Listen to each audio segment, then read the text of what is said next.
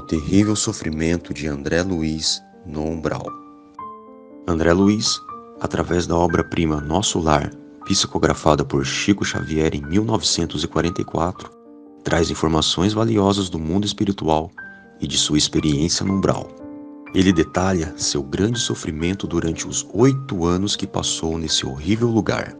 É claro que não podemos considerar o relato de André Luiz sobre o umbral como um destino certo para todos, pois sendo as pessoas diferentes, logicamente as consequências de seus atos durante a vida na Terra as levarão para destinos diferentes. Mas é uma experiência que devemos considerar, pois André Luiz, enquanto encarnado, mesmo não sendo um elevado exemplo de bondade e de caridade, também não era alguém a quem poderíamos chamar de má pessoa ou de criminoso.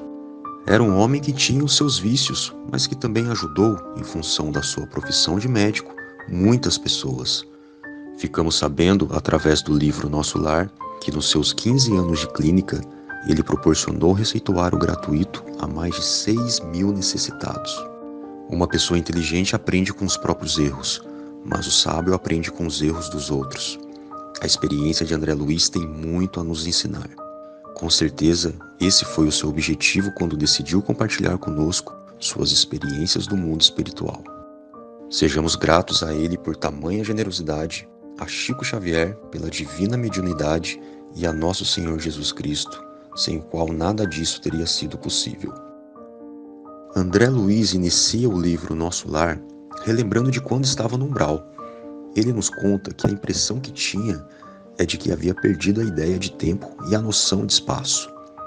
Ele sabia, tinha certeza que não fazia mais parte do mundo dos vivos, mas não entendia o porquê de algumas sensações e situações ainda se manterem, como por exemplo a respiração. O relato que ele faz do umbral é algo que realmente impressiona, digno de um filme de terror. Cabelos sempre eriçados, coração aos saltos e com um medo terrível. Muitas vezes ele gritava como louco, implorando piedade.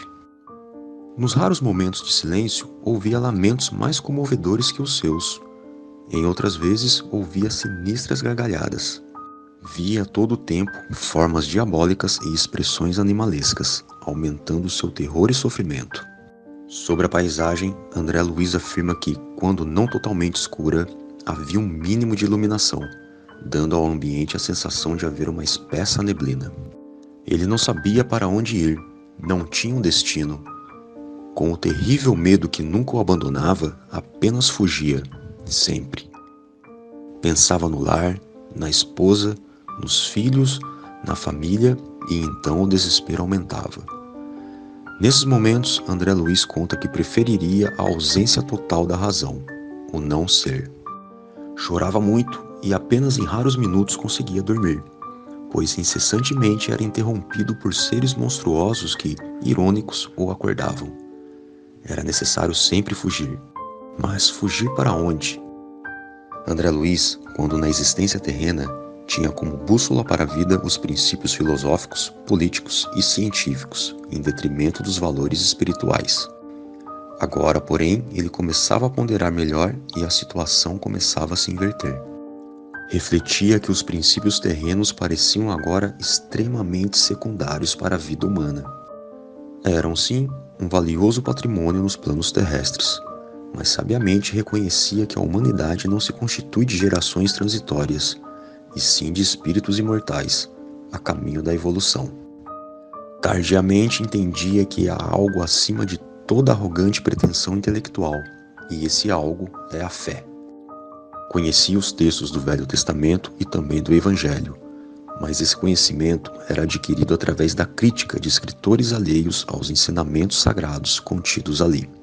Infelizmente, André Luiz nunca procurou as palavras sagradas com a luz do coração. A consciência é um grande juiz.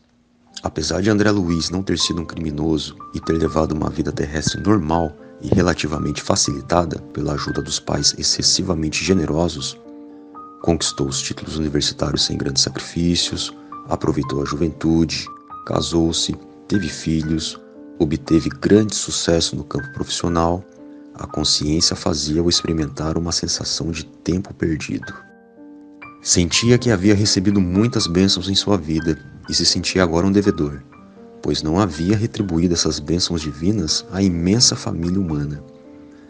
Não havia preparado o coração e a alma com base nos ensinamentos de nosso divino Mestre Jesus, e por isso trilhava agora o caminho da amargura. E então André Luiz nos faz o seguinte alerta: guarde muito bem essas palavras. Buscai a verdade antes que a verdade vos surpreenda. Suai agora para não chorardes depois.